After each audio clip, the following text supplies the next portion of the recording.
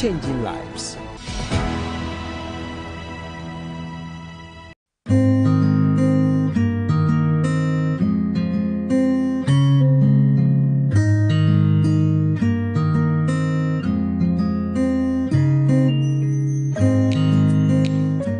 This one is on no.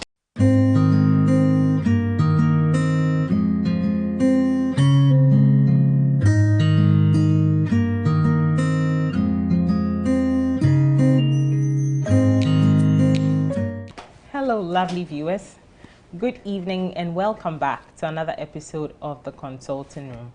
We are so glad to have you join us again tonight. This is the Consulting Room where we bring you all the latest updates on your health. And we come to you live from the studios of Hope Channel Ghana every Monday from 8 to 9 p.m. I'm Dr. Nai Kanko Inen. About 2 or 3 months ago, we had a very special episode on safety. And we spoke about occupational health and safety and all that comes with it. We had 2 very special guests, and tonight we have one of them here with us. The safety man is back again to the consulting room. And tonight we're going to talk about another aspect of safety. We are discussing psychosocial hazards. All we need to know about that. Yeah.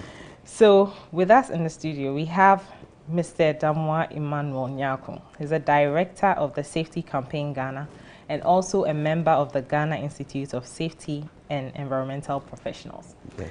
You're welcome back. Thank to you, the consulting Doc. room. I'm It's good excited to have be you. here. Yes, thank you for yes. coming. So, psychosocial hazards. Yes. I know we spoke about hazards the last time you were here, but if you can just refresh our memory on what hazards are, then we get into psychosocial hazards. All right. So basically, when you talk about hazards, they have to do with any prevailing inherent property of a substance at your work environment, Okay. at your home, at your workplace, in the bus, wherever that you are. That has the potential to cause harm, Okay. right, or cause injury or harm you in a negative way. So we did discuss about the classification of hazards or the various types of hazards that we have and then the kind of impact they could have on you. So we looked at physical hazards, chemical hazards, biological hazards, psychosocial hazards. That we'll be discussing this very evening. And then we did look at a bit of safety hazards and then ergonomics. Yeah. So the physical hazards has to do with anything that you can see with your eyes, you can touch, or you can feel. That has the potential to cause harm to you or injury. So for example, fire, okay, explosion.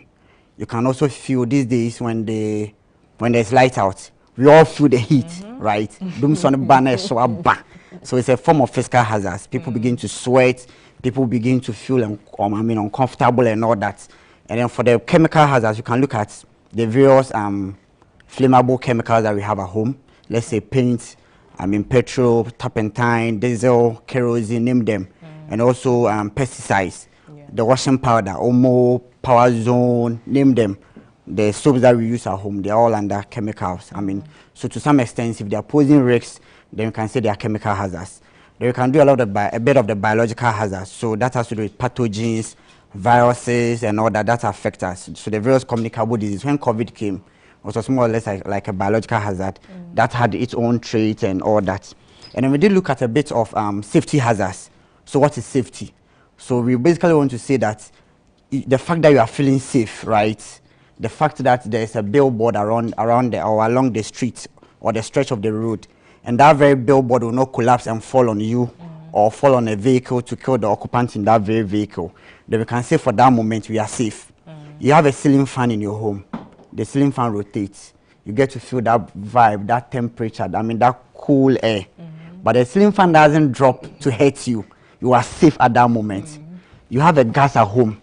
You follow all the procedures, all the protocols. After use, you just pull off the gas regulator and you keep it safe. It hasn't exploded. You are safe at your home. So all these conditions, we can say you are safe.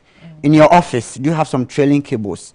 In your home, do you have your extension boards? Do you have overloaded sockets that could easily catch fire and all that? If these conditions that I'm mentioning are not present, then you can say you are safe. And then for the ergonomics, it has to do with your movement or whatever activity that you are doing, whether you are lifting, that's manual handling. How do you even lift? Do you just want to show macho strength and lift heavy load, or you share the load? You get it? Do you do repetitive movements? So those our friends or our brothers who are into this FMGCs, when they are offloading their goods, right? Let's say a What's bottle FMGCs? of so fast moving consumer goods. Oh, okay. Okay. So if, for example, they have bottle of water in, let's say they are carton, they just throw it and somebody catches it, and this one throws it and this one catches it. So in safety, we classify that very activity as an ergonomic activity, so to speak, with respect to the repetitive movement, their posture, and how they do it. And back in the day, we didn't have this adjustable or flexible chairs, right, where you could just swing it to go low or pull it up for you to adjust your work surface. We had this straight away chairs where you had to sit and maneuver your way to get that very vibe or that very workstation so that you could work. So safety has brought us the opportunity to have these adjustable chairs, and now the man or the worker now has to be comfortable so that the workstation would adjust to it, unlike previous times. And then back to our psychosocial hazards. So we've done a bit of chemical hazards, biological hazards, physical hazards, safety hazards, ergonomic hazards, and then the payment is the psychosocial or psychological hazards. What is it? How does it affect us? So right from our family issues, right from relationship, right from our workplace challenges, the unrealistic deadlines, anything that affects us, that has the potential to cause harm, either physical harm, emotional harm, psychological harm, psychosocial harm. Then we can look at psychosocial hazards. So as the conversation grows, we look at some of the prevailing factors, the risks, and then how we can manage it at work and at home as well. Okay. So what are some of these common examples, like in the workplace setting, of these psychosocial hazards? So let me make it very practical. That's why, that's where our listeners would really love and enjoy it. So we all have work that we are doing, let's say a work setting, and then the job or that very, they tell you, oh, maybe we are going on redundancy, job insecurity. People begin to like, what's going to happen? Anxiety, depression. I mean, people don't know what is next. Will I be part of the list of those that will be, given the termination letter, or what will happen to me? So at that moment, you go through that emotional stress. People come to work and they are not focused. So job insecurity, restructuring, redundancy, all that. And we can also look at poor work relationship. So it has to do with you and your supervisor. What is happening? Do you have that enabling or thriving environment for you to, speak up, talk about issues, and then probably can affect your production in the nice way? We can also look a bit of, let's say, job insecurity. I did mention earlier on. I've also spoken about poor work relationship. Let's say workplace harassment, discrimination. So discrimination by race, by gender, by color. Any other thing that people use to discriminate. And the workplace violence is also a typical example of it. So whether threats, intimidation, whatsoever. So all these are factors at the work environment, not forgetting about stress, forgetting about fatigue as well. So all in all, we are looking at the factors that are affecting the everyday worker at his or her work environment. Okay. So you mentioned these examples. How do we manage them effectively in the workplace? Are there laws or maybe departments in the office that make sure that these things don't happen, or we reduce them? So in terms of the laws, I would touch on it first. So even our 1992 Constitution, Article 13 and then Article 24, subsection 1, says that nobody has the right to take your own life. That's Article 13. And then the 24, subsection 1 also tells you about every employee has the right to work in a safe and healthy work environment. So ordinarily, employers could have said that, oh, I've employed you, so what's next? But you have a moral responsibility to protect your workers. Not only your workers, stakeholders, visitors, clients, and any other person who is within your jurisdiction. If something happens to them, they will say he or she came to company A, and this incident was, happened, and he or she was involved, or at the receiving end. So it brings your company's name to disrepute, and then if you have some legal implications on you as well.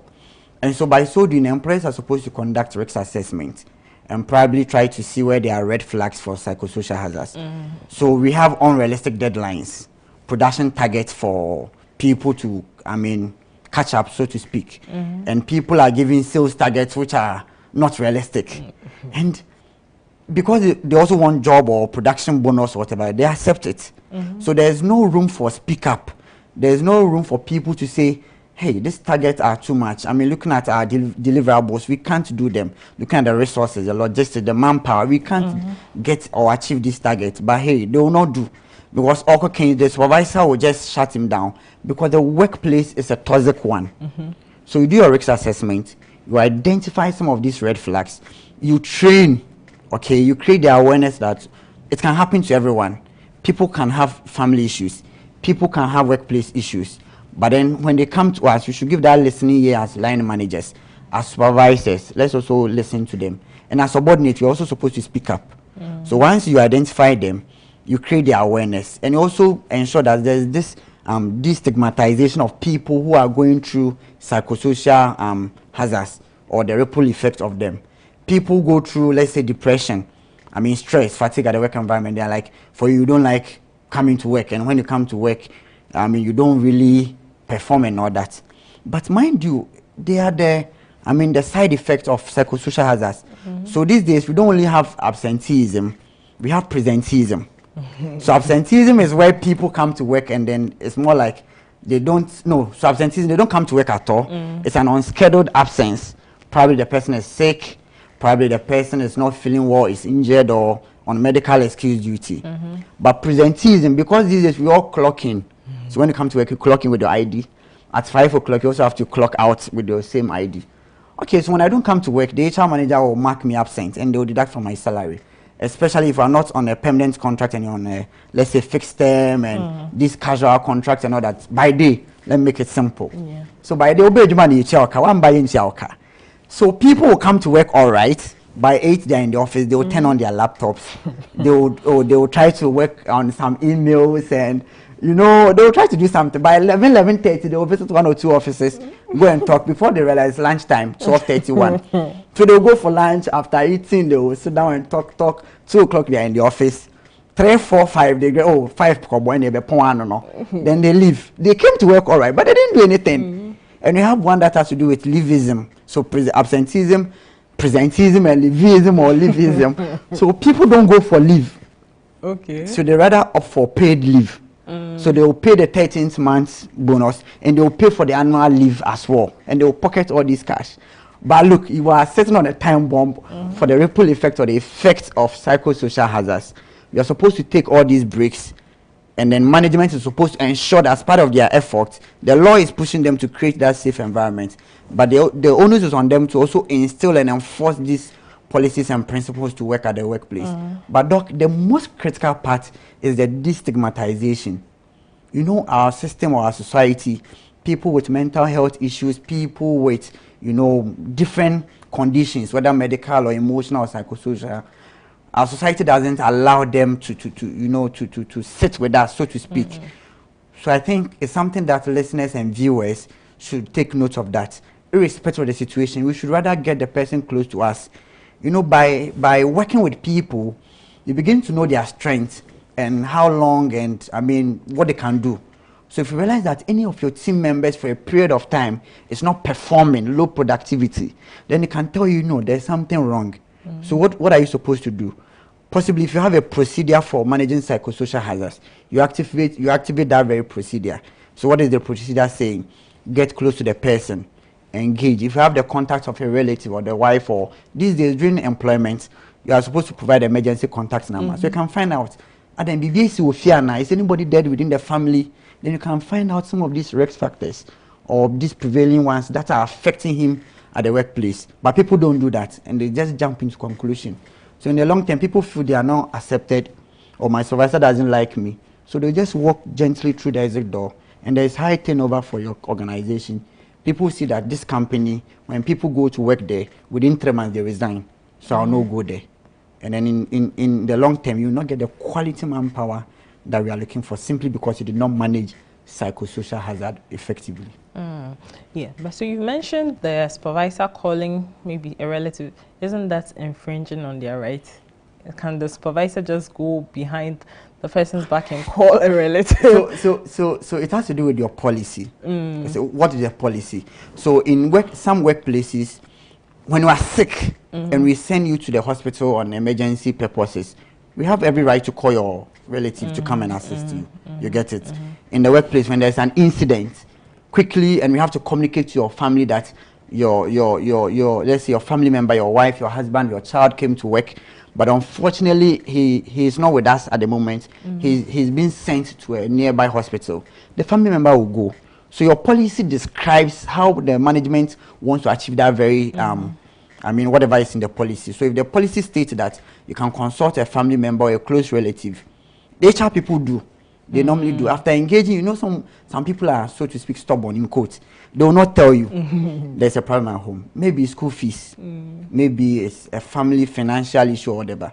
HR have soft loans that they give out to cushion employees. The welfare team has it. But if you don't speak up, nobody will know. So HR people who are very observant and they know, this team member or supervisors who know this team member is always vocal. Is the one who would come to the workplace with a smiling face, workaholic, and for almost a week, the person begins to like cave in and express and all that.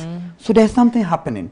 In this scenario, if you want the best for your team member, then do everything possible within your policy to find out what is happening. If it's financial and you give soft loan, the person will come and thank you. You get, but I don't have money and all that.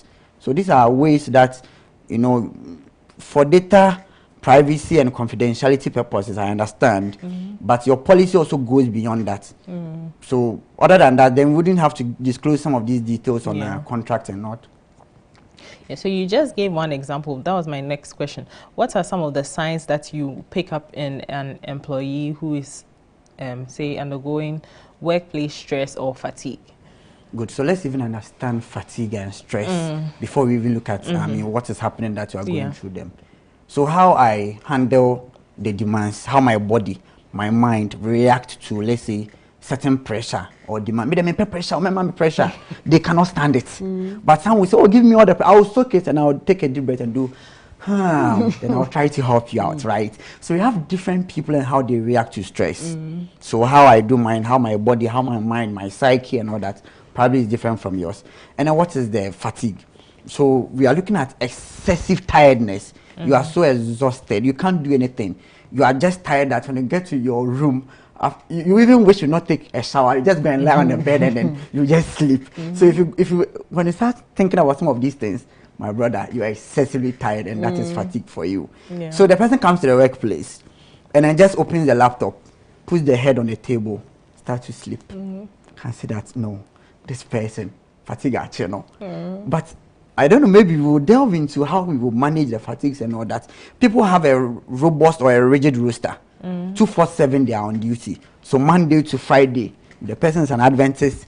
Saturday they will go to church. And for Adventists, Sundays, I don't know how to. I would normally say critical day because you do your house chores, you go for meetings, anything that you were not able to do within the week is Sunday. And before you realize 5 p.m. already, 7 p.m. then the next day is Monday. I didn't rest. So you go to the workplace feeling so tired, fatigue are setting.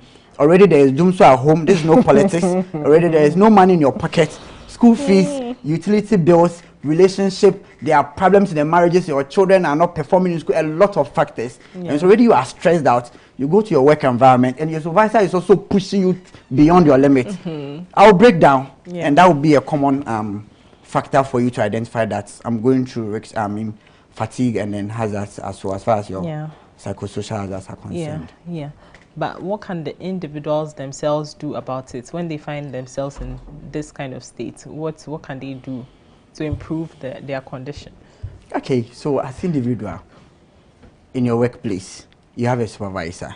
You have a fatigue management procedure. The procedure says nobody is supposed to work beyond a certain, let's say, number of days. I've worked elsewhere, or when I was in the mine, we had different roster. So some choose 6-3. So 3 days morning, 3 days night, 3 days off. So they have 3 days to rest. Some also do 5-2.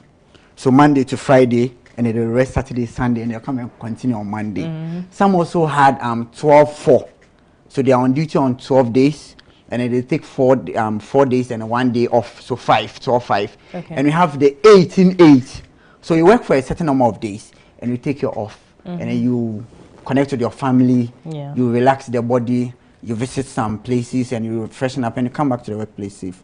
So as an employee, your first thing is to follow your workplace roster.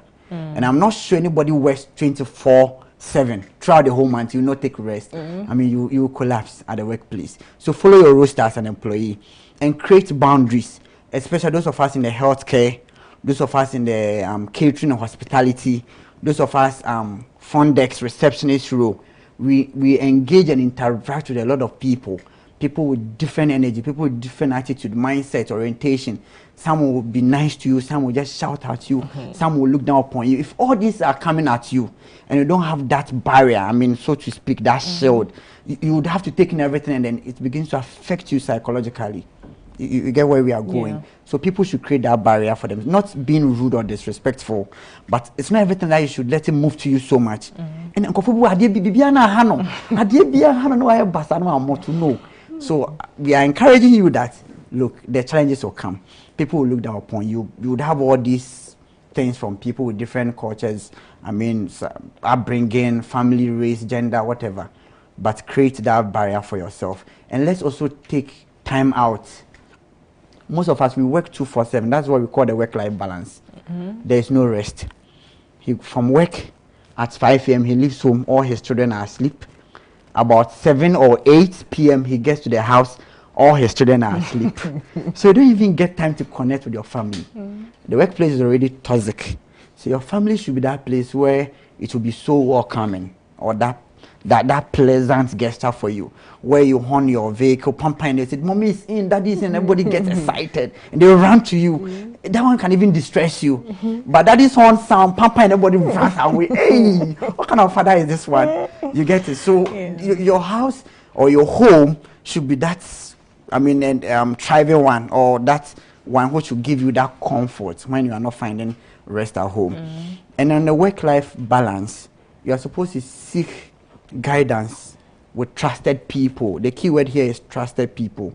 Not everyone that you are supposed to discuss your issues with. Not everybody you are supposed to tell your finances. Oh, no, and then they are selling you out. He's going through a lot with the wife. You don't know. Oh, yesterday the wife. You get it. You didn't tell the right person your issues or your challenges or whatever that you are going through. So let's seek for guidance and counseling from the right people. So it is not your supervisor that you should always talk to. It is not your HR that you should always talk to. Find the best supervisor, find the best HR, and communicate all your challenges to. Then all in all, as an employee, you can manage your psychosocial hazards. Right. So we've spoken about the absenteeism and then presenteeism and elitism and all the isms. So how do employers deal with these things when they see it in employees? Okay. So most of them, before people begin to absent themselves or presenteeism, then it means that there's a red flag with the organization. So where your supervisor creates, let's say, a thriving environment or a healthy environment for you to deliver all your KPIs, you would even wake up at 5 a.m. and you'll be in a rush to go to the workplace. I don't know if you've experienced that thing, but where the workplace is so toxic and you have some unrealistic targets and deadlines and excessive workload, you wake up in the morning and a lot of things begin to happen in your mind. And these are practical things. They happen to all of us. I mean, if I've been honest with yourself, these that things are going on in the office. So, for example, today is Monday. You went to the office and everything was perfect. You know, tomorrow you are going and things will be perfect. But today, there was a management meeting where you were underperforming, or if you were a team leader and your team was not performing, you're going back to work the next day and you're like, how can I improve production? How can I get my team to gel? How can I beat my target? You get that thing. And so, and you're easy, sir. But so employers are supposed to create that enabling environment, set realistic deadlines, targets, for their departments or KPIs or deliverables, whichever way you target or you name it. And again, employers, when they find some of these things, should start looking out for the factors, the red flags. So people are coming to work all right, but they are not working. So I had opportunity to do some corporate gigs with some of the companies here in Accra during the World Health and Safety Day. So it was on 28 April, that's let's say last 2 weeks. And the theme was impact of climate change on, let's say, the health and safety of workers. And then we're looking at how climate change affects employees. And the first thing somebody told me was that there's too much heat in the system. So maybe you light will feel. So he's already stressed up at the house. Or he cannot focus. You get it. So such an environment, when employers see that, no, my people are not focusing. So what is wrong with them? HR conduct a survey. Back in the day, we used to have this suggestion box, and then some people call it suggestion box or comment box, whichever way, and it brings this anonymous writing. You write and you can even say whatever you want. Nobody sees you. So employers can bring back that thing, and then people will begin to write what is affecting them. You cannot go to your director or your MD or your HR manager and mention a supervisor's name that probably they are not. They are keeping you on the low side as far as the team is concerned. They are suppressing, they are intimidating and all that. But if you write it and probably put it in the suggestion box, somebody will come and pick and will not know that you were the one who wrote it. And by so they can also, employers can find what is wrong. And with the presenteeism, supervisors are supposed to ensure that they monitor their team members.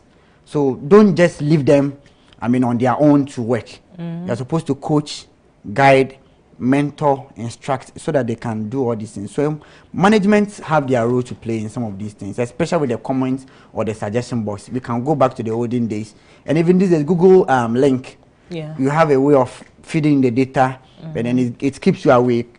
Maybe we should exclude numbers and emails so that we can know whoever, because we will not know or identify whoever sends that very comment to management, and then we can take it from there. We have the toll-free numbers that people are using to report occurrences, bribery, harassment, and all that. So as part of your policies, we can look at some of these things as employers. It will help us.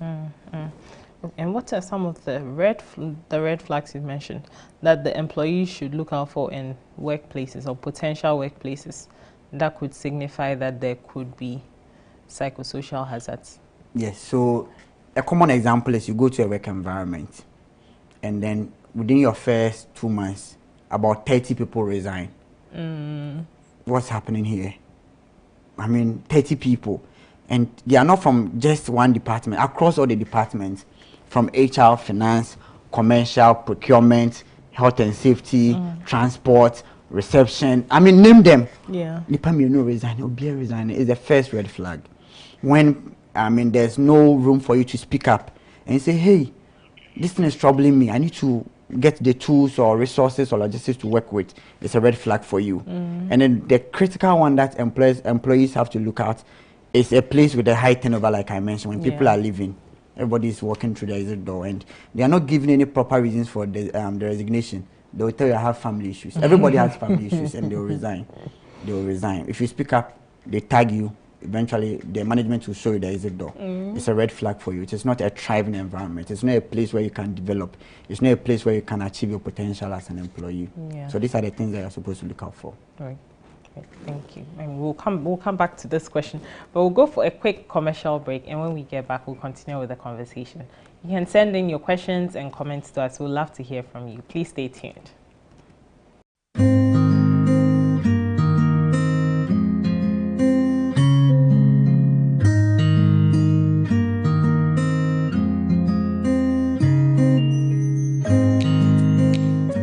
What if all struggling businesses had someone to help them financially and through mentorship? That would be noble, right? The Pitch Ghana is not just a TV show. It is a practical guide for entrepreneurs. Regardless of your business industry, you pick up a few things from this show. The Pitch Ghana premieres on Wednesday, 15th May 2024, only on Hope Channel on air and online at The Pitch Ghana.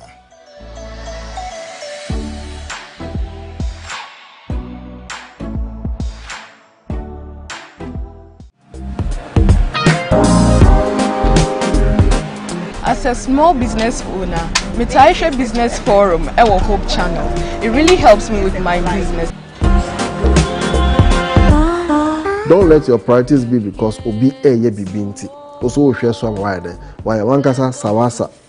So jare ni awudiani. Okay. Obi ani need so that unko fa a problem ma wo.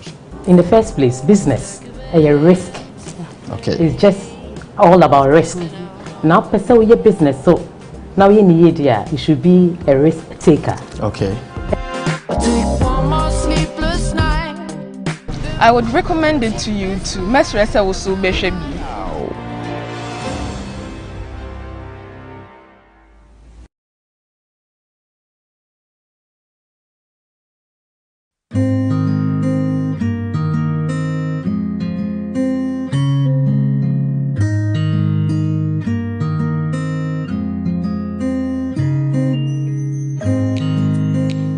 Welcome back to the consulting room. We are talking about psychosocial hazards. I believe you're enjoying the conversation. So, for the stress and burnout and fatigue, how do the employers or the workplaces ensure that the mental health of their employees is optimal? Mental health as it's something that we don't mostly consider it. Yeah. We don't have this, we call it EAP, employee assistance programs, that has to do with the counseling, a psychologist. I don't know if a company, some of these multinationals, they do have psychologists. And these days, even the HR departments are employing people and culture managers, and they are looking at some of these things. But mental health, all in all, should I say, is prevailing. Yeah. And now we can even classify it as a hazard, so to speak, because it is having ripple effect on employees' performance. So as managers or as employers, we are supposed to create the EAP I did mention earlier on, the employee assistance programs, where people going through the depression, anxiety, nervousness, fatigue and stress would have to consult the psychologist and probably issue out or detail some mental health, let's say intervention or something procedure to them.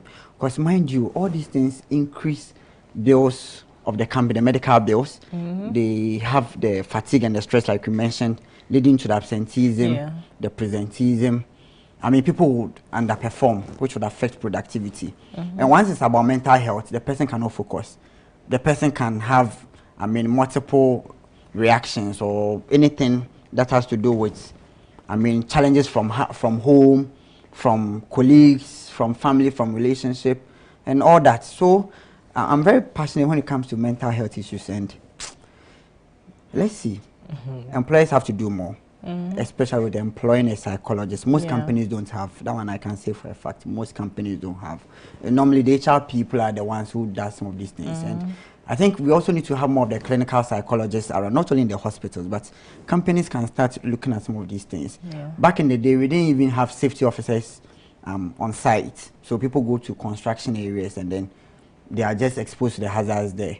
But then with the invention of the ILO, that's International Labour Organization Convention 155, we call it C155, but Ghana is not ratified under the ILO convention. We are relying on best practices such as the EPA Act, the Minerals Commission LI 2182, and then the factories, that's FOSA, Factories, Offices and Shop Act, and then the Labor Act 2003, and then our 1992 Constitution, and then a few other laws which are helping us to survive us in terms of our health and safety. So then we can also look at some of these things, and in the long term help us manage psychosocial hazards as well. Right. Are there some particular job roles or say organizations that are more prone to experiencing psychosocial hazards? Yes, a lot of them. So let's say when COVID came, we had the frontline workers, and then they were just, should I say, they were thrown at the mercy of COVID, because at a point we were raising flags, there are no PPEs, there are no this, and they also have families at home. So when they go to the workplace, they see people, with COVID patients, and they have to attend to them. And then you are expecting them to go home, and their families would accept them, whilst the disease or the virus is fresh in the system, and we're all trying to say, hey, don't come close to me, and all that social distancing.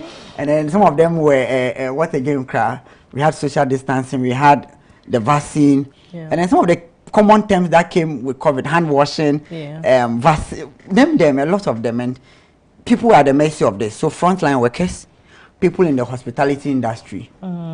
So whether if you're a waitress at any of the food industry, people come to you and say, talk anyhow to you, and it affects you. You feel like, look, I'm not less of a human because I'm working in a catering or a food establishment. I'm providing service to you. I'm the one to serve you. You get it? When you come and your order delays, you talk to me anyhow. But if I serve you on time, you give me a tip. Meaning at a point in time, you value my service. And at another point in time, you don't value my service. So these people are also at the receiving end of this. And then, of course, people who are receptionists. So whether for a hotel, for a company, wherever, people come to you day in and out. For example, somebody is doing check-in or check-out. They just come and they throw the key at you. I've been at places where there's so much discrimination. I won't mention names, but the white and the black, so much discrimination that, look, sometimes we feel that, are we human beings at all? You get where they sit for dining, it normally happens during chop time, where they sit during for their lunch. They don't want to, they'll write reserved and they'll type their company name. So those of us who are the subcontractors, so these are things that affect us. And then I wouldn't leave out people like nurses and doctors, like I mentioned in the COVID time. So we had police and soldiers who were also assisting in the front line.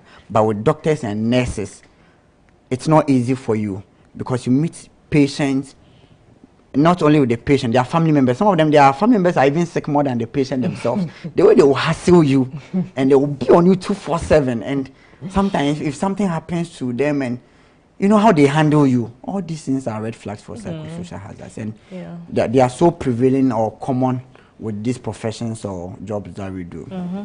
So you just mentioned something on the discrimination and harassment. How do organizations manage these things? So your work policy should come clear in terms of some people have this sexual harassment policy. Some people have discrimination policy and different policy that seeks to address some of these. You know, our society is classified into this horizontal inequality and then the vertical inequality. So there are some people who are rich, there are some who are poor. At the workplace, some receive higher salaries, some receive lower salaries, which of course we can't all be on the same salary structure, no.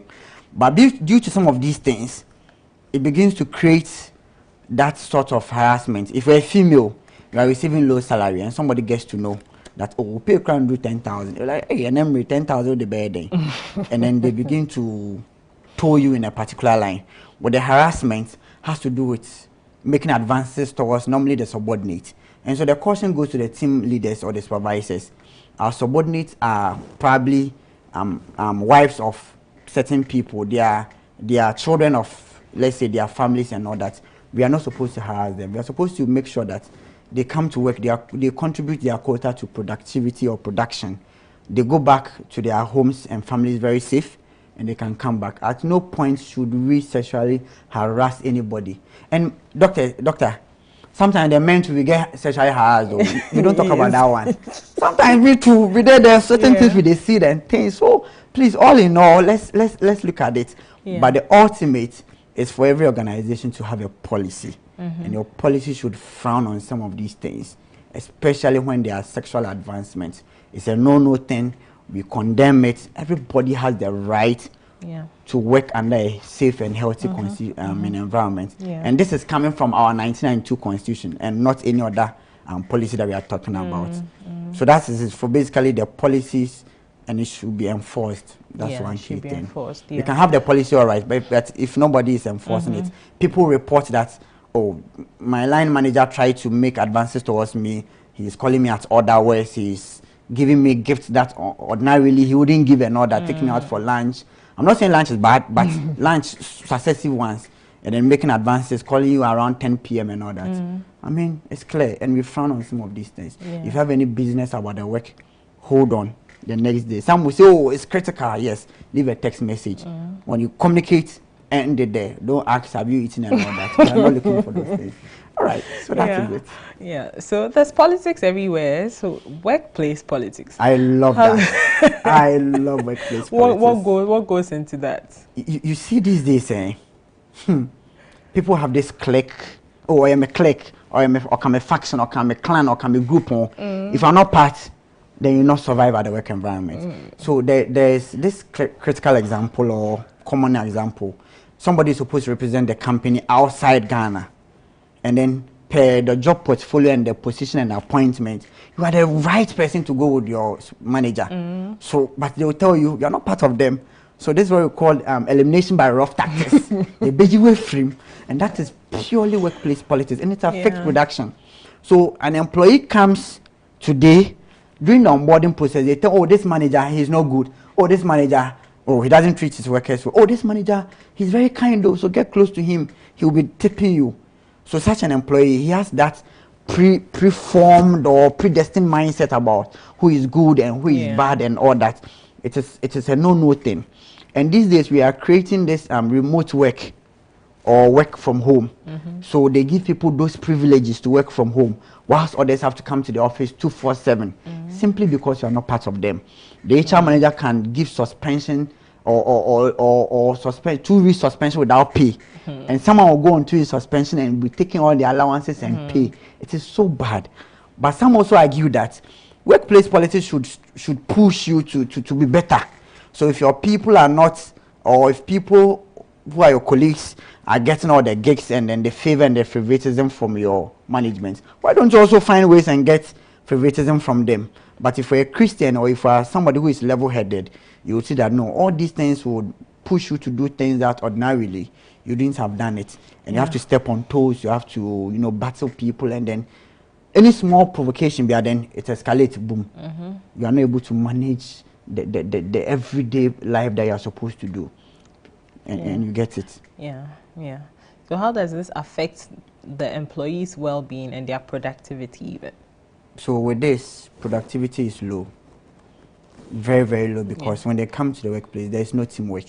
They believe that you understand that phrase. So they will just leave you to do it. They'll be part of the team, all right. So let's say in a manufacturing environment or a production firm where we have, let's say, corned beef on the production line, which is going, and their job is supposed to put stickers on it. They will turn it upside down. And because you are the line manager or you are the packaging manager and you don't like them, or you've been, suppressing and opposing them, it will get to you. Production manager needs the consignment to be delivered to a client, and we check, and then the stickers have been turned upside down. Hey, simply because of workplace politics, which is having that. And in manufacturing, time is one of your key deliverables.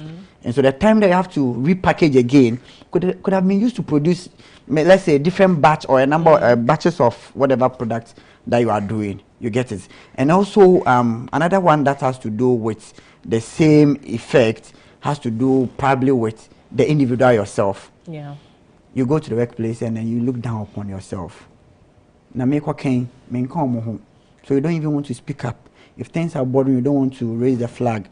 You go to the workplace, you just isolate yourself, you just coin in, and it doesn't help you develop as to how you should naturally, develop through the ranks and all that. And probably you might want to leave or resign from that work environment. And when you resign, you have to go and start all over again with your onboarding. You get acclimatized with a new team. And then if that place is also toxic, you resign and you keep on resigning. You test all the companies in Ghana simply because of the workplace politics. It's a bad thing, and then it's now a crippling compromise. I think employers have to look at it.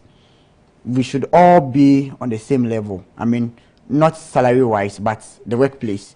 If there is a concern, everybody should have that opportunity to raise it. And I think we can manage office politics from that angle.